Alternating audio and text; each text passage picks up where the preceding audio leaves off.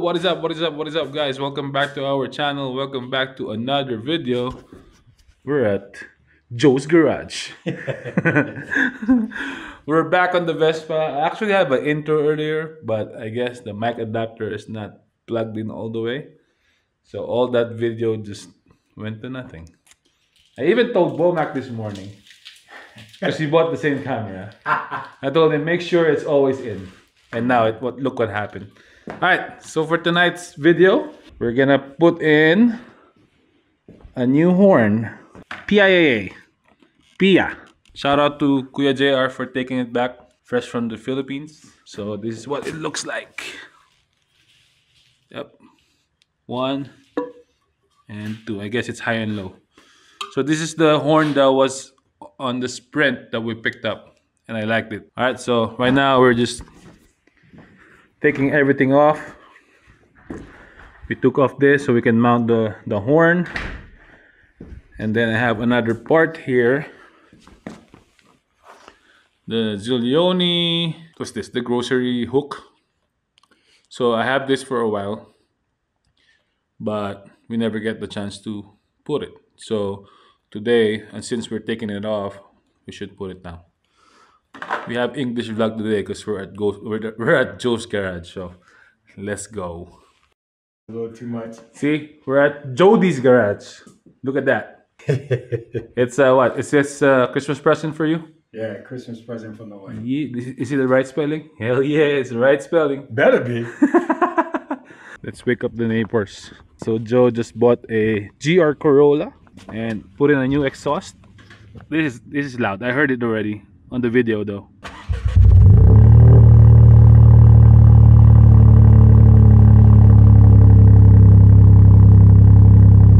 At least it's deep though.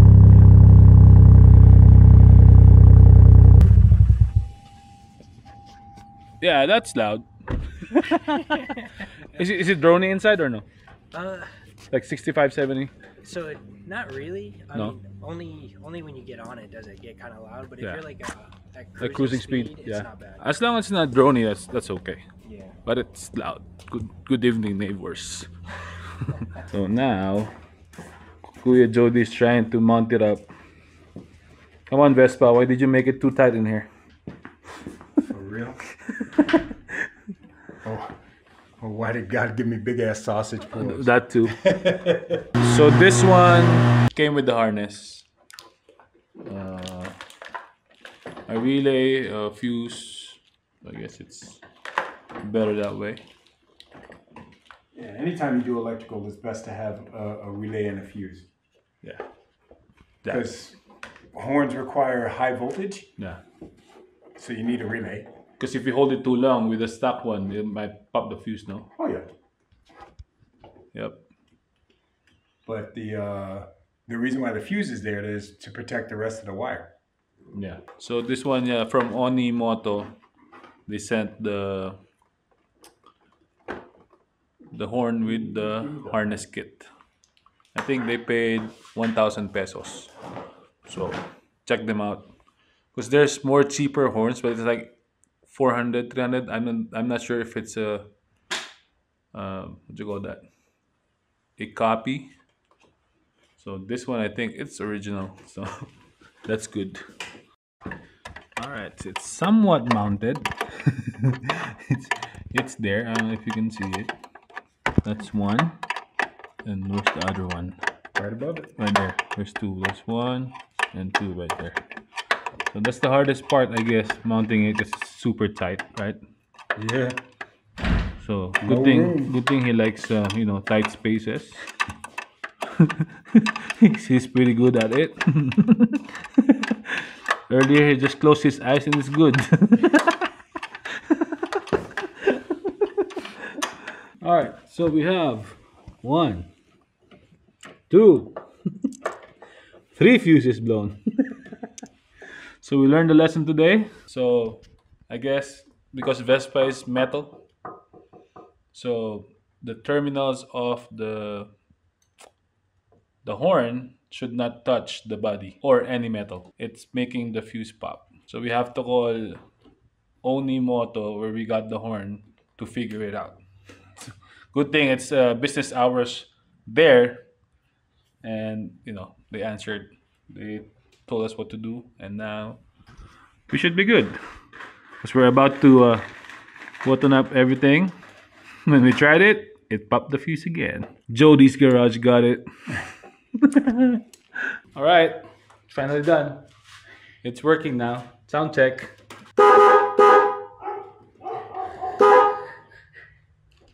Sounds good. Gets the dog barking. Yeah, sounds good.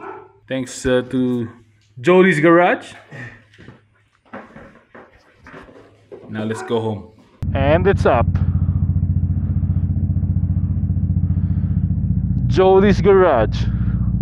Thank you. I'll bring your coke tomorrow. Don't worry about it. Yeah, man. Thank you. It's time to brave the cold, bros. Oh, it still works. Thank you. Yon. Natapos din. Nakailang baklas kabit kami kasi yung terminal pala ng busina, ng mismong busina, pag nakasandal sa kahit anong bakal, i-short niya yung fuse. Tata kami nung una, ba't tayo gumana? Tinawagan namin ngayon actually tinawagan ko si Tito William para makausap si Sir Oni. Buti bukas sila, tapos andun yung mekaniko niya. Sabi nga sa amin, hanggat iiwasan dumikit yung terminal ng yung poste ng busina sa kahit anong parte ng katawan kasi i-short na yung fuse. Ang hirap lang i-pesto, putya, ang sikip ng ang sikip ng loob ng Vespa. Alam naman natin mahirap i-pesto, pero nagagawa kasi, kaya alam natin pwede. Kailangan lang ikot-ikutin yung bracket ng busina. So far okay naman siya. Ito yung hinahanap natin tunog nung nasa Sprint. Time check 9:20. Dahil kanina pala papunta, nagpa-vlog ako eh. Tapos nabunot yung hindi ko alam, for some reason nabunot yung mic adapter na naman. So, maganda ron, kaya nang magkasama kami ni Bomac. Sabi ko, ako pa nagpakalata sa kanya, may make sure na lagi nakasalpak talaga yung mic adapter kasi nga naglolo ko yan. Minsan kala mo nakasalpak na, hindi pa pala. Eh di ayun nga, nabunot. Actually kasabay natin sila kanina dun sa sa kalye. Nung papunta tayo dito, kasabay natin sila Mike Boma kasi may kinuha siya sa bahay. Ito, pasok natin yung clip dyan. What's up guys? Mike Boma ko, saka si Jess. Ang lamig, Brad. Pero okay lang. For the vlog. Ha? Yan o. Mamaya, sample na natin o.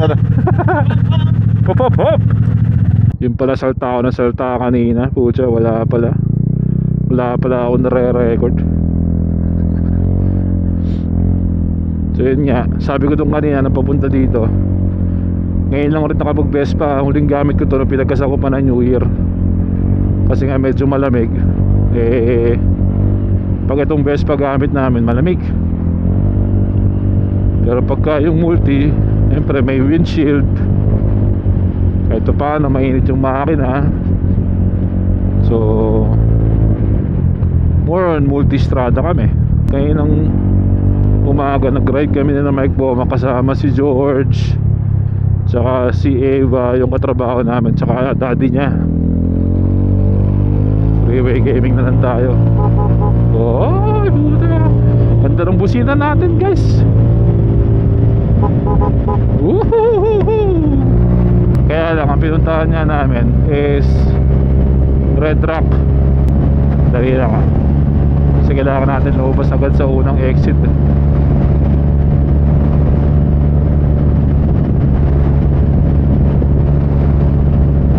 Pasok.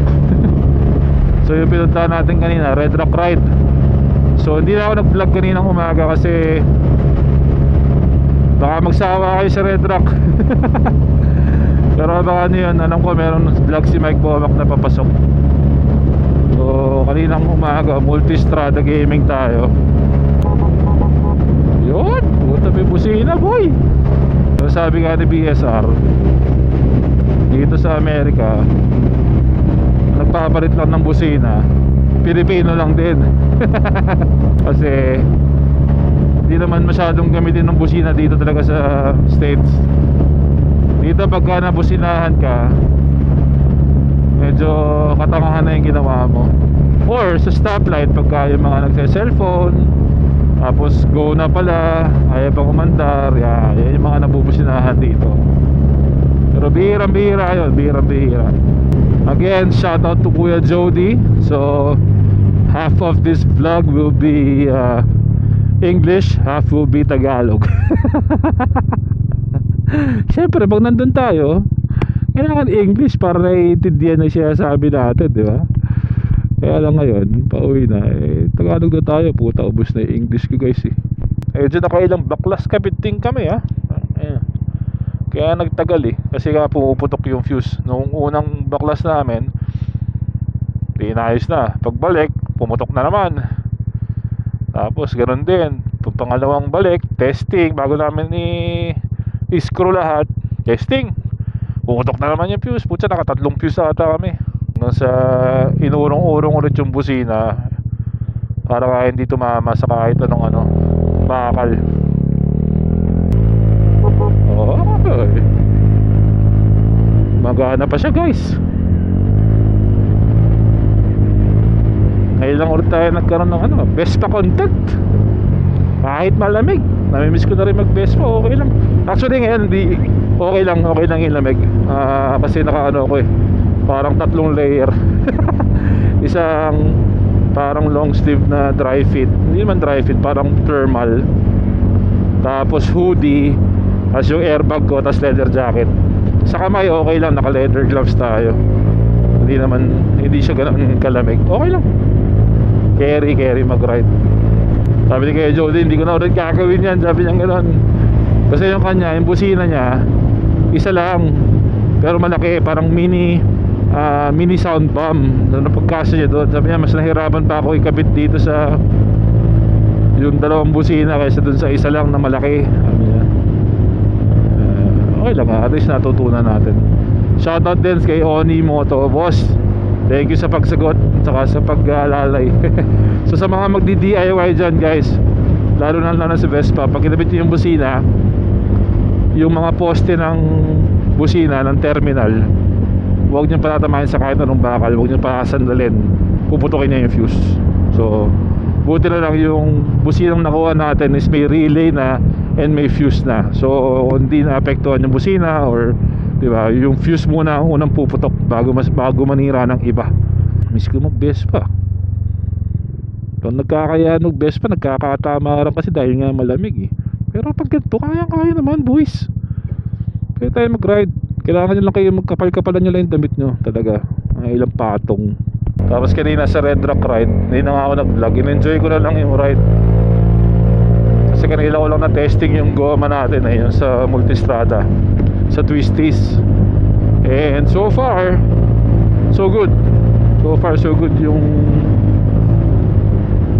Yung gulong, medyo maganda-ganda yung confidence na binigay niya sa akin sa Twisties kanina. Tsaka in-adjust natin yung suspension ng multi, kasi na-adjust naman siya electronically. So tinigasan natin lahat, preload, yung rebound. So talagang lahat in-sport natin, performance, tigas lahat. Yung tinesting ko sa Twisties, iba yung kapit, talagang parang planted yung motor. Pero pagdating natin sa racetrack, magtatanong pa rin tayo dun sa mga professionals doon kung magandang setting ng suspension. Pero siyempre yung adjustability naman nun, hindi naman tulad talaga ng mga pro na suspension eh, diba? So pero aalamin natin yan, dahil excited na rin kami dun sa track day na yun. Novice level lang tayo guys, Group C. Technically ito yung pinakaunang track day na gagawin namin sa motor. Kasi yung una na naman natin track day dyan, school yun eh. Pero ito, may mga kasabay na tayo na ibang tao. sa loob ng group. Hindi naman tayo pupush talaga agad. Siyempre gusto lang natin na tama yung gagawin natin. Basta walang semplang, walang off sa track, good day na yun. Wala tayong kailangan patunayan dyan, diba? Gusto ko nga itong Vespa try din dun eh. May sa pagka siguro tatanong ko nga dun sa organizer kung pwedeng scooter. Pag pwede, siguro susubok tayo sa track day. Best pagagamitin natin sa track day. Masaya to dun. Alright guys, malapit na tayo sa bahay. I'll just end the vlog here. Again, road to 1K na tayo guys.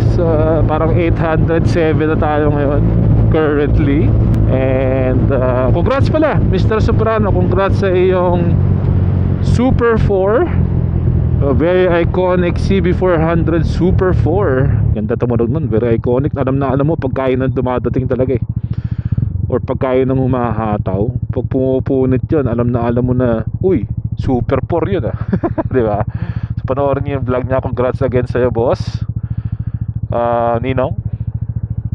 Tapos kay Amor Solo and sa tropang Vespa Takas, congratulations sa inyo guys, kasi natapos nyo yung Vespa Rally.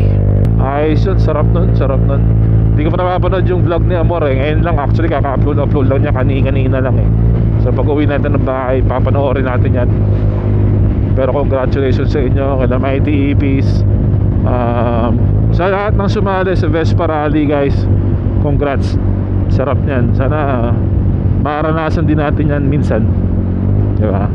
So tsempo tayo dyan, gagawin natin yan. Parang 570 kilometers ba? O ilan ba yun? Basta yun, 500 plus kilometers yung binahe nila. Iikot sila ng Bataan ba yun? Basta yun, abangan natin yung mga vlogs na lalabas tungkol dyan. Alright guys, maraming salamat sa mga bago natin subscribers. Welcome to our channel. Sa mga hindi umaalis, tumatambay pa rin sa channel natin, sa mga nanonood, nagko-comment, nagla-like, maraming salamat sa inyo. Alright, until the next one, ingat kayo dyan and enjoy. Let's go. Yun. Let's go.